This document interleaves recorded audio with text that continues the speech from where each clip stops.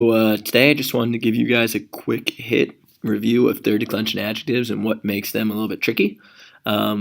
We read a little bit in our RTPG recently, which gave us a taste of this, but I just want us to have a little walkthrough guide as well. All right, so let's dive into it. Starting by looking at one example: celere, celeris, celere. Anyone know what this adjective means? Hint: it's connected to the the English word accelerate. Yeah, celere, celeris, celere means quick, fast. Okay.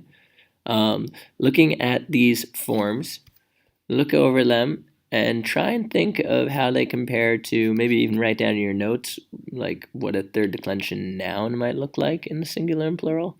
Maybe you can do one third declension masculine or feminine noun and one third declension neuter, and just compare how these forms either match up or do not match up with that declension that you wrote down. So I'd pause the video and do that if you really want to get the maximum learning out of this, because I'm going to move on. Okay, so if you did do that, now look and circle maybe the forms that you think are now strange about these third declension adjectives. Okay, maybe you identified these, and some of you may remember, though it's a long time ago that we probably even really thought critically about this, these forms with the I's, right?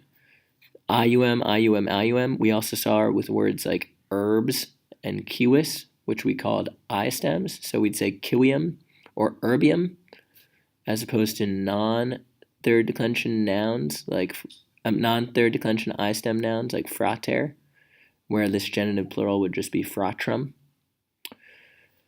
And so if we recall that at all, these are just all the possible I stem endings we saw. We saw them with a couple neuter third declension nouns, had IA here, like Maria or Animalia, seas, animals. And with those a couple of neuter I stems in the third declension nouns, we also saw I's in the ablative. If you can't really remember anything about I stem nouns, that's okay. In that case, the key thing, just remember third declension adjectives. The really big one is that you remember that they have I's. All third declension adjectives are going to have I's in the ablative singular. Right? Because if you see ium and you see ia, like omnia and omnium, which you've definitely seen in the readings we've done this year, you can deduce what case those are. It's harder to realize that I with a macron is an ablative singular. So that's my tip, all right? But those are the big differences between third declension adjectives and third declension nouns. The other quick thing I want to talk about with you is this idea of termination types. The main thing is to realize that whether you see, and let me put this in here, here it is. Whether you see something like celere, celeris, celere in the dictionary info, you might see fortis, forte, or sometimes you might see fortis, fortis, forte.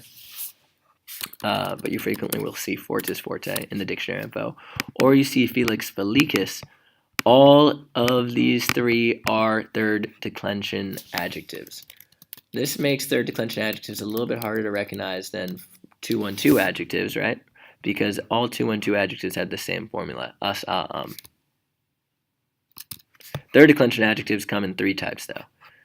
And they're often referred to as terminations. What you guys just need to realize is that some third declension adjectives, like celere, celeris, celere, masculine, nominative singular, feminine, nominative singular, neuter, nominative singular, have three different looking forms for each gender: masculine, feminine, neuter, in the nominative singular, right? So these are the nominative singular forms. Others have two, like fortis, forte, because fortis is going to be the nominative singular masculine and the nominative singular feminine form. But it has a entirely different form, forte, for the neuter. And then you also have one termination, like felix, which is felix, felix, felix. The reason why they have this second form in here isn't because it's not a nominative form, but they need to put it in there so you know that, right, felic is the stem, not felix with an X, right? So they give you the genitive form, so you know that this is felicis, felicis, felicis. They don't need to do that with these ones because you just look at the feminine form, right? And that will show you what the stem is once you chop off the IS, right? So for fortis, forte, you see, oh, they both have fort, and so you know fort is the stem, okay? But here you only have Felix, so they are not just going to put just Felix, because they want you to know that it does have a stem that changes, and it also has other forms. A good example to help you with this idea is acer, acris, acre. That shows you how the E drops out in the stem. So if you look at the feminine, you can see, oh, the stem is actually acra, not acer. Okay? Now I'm almost done, I promise. I just want you to try and do some of these on your own. First off, with a little retrieval practice, okay? See if you can answer these questions. Pause the video. I've answered them all. And see if you can answer them. If not, I will answer them for you in a moment, okay? All right, so we mentioned this. This is going back to that first slide I showed you up here, right? And saying what are the differences? It's the ablative singular, the genitive plural, and the neuter nominative and accusative, right? That's the difference between all those I stem differences between regular word third declension nouns like frater or tempus temporis and I stem endings.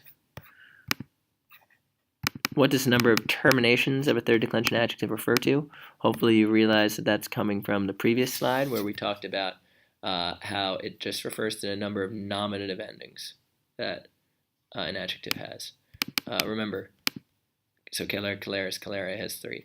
After this, they're going to be all the same again, right? With the exception of the accusative for the neuter, and then the nominative and accusative plural for the neuter.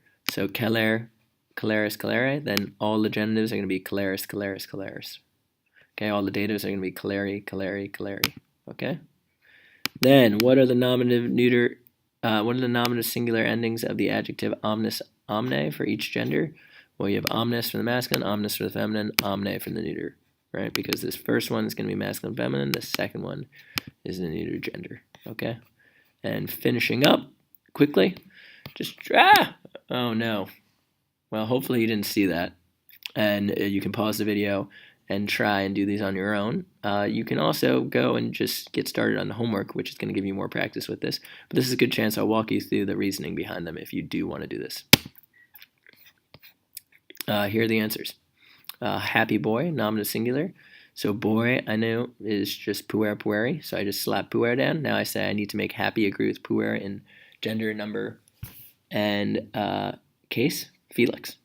It's the only nominative singular form for Felix, right? It's Felix Felicis, which tells us that masculine, feminine, and neuter, all of them are Felix. So Felix puer is a happy boy. To the brave girl, we have 2 options here. I could either say forti puellae, forti being the dative of fortis forte, the third declension adjective, puellae being the dative for puella puellae, first declension. This is third declension adjective, first declension noun. Or I could say ad fortem puellam, to the brave girl, forti puellae, if I was going to say give a gift to the brave girl. Ad fortem puellam would be I walk to the brave girl. And then finally, with the famous farmer, agricola is ablative, right? And masculine and singular. Calabre, and this is the tricky one, right? It's not, you might have put calabre because you're thinking third declension endings. But remember, all those third declension adjectives have an I with a macron. So that's a tricky one not to forget. Okay? Hope this was helpful, and good luck with the rest of the homework tonight.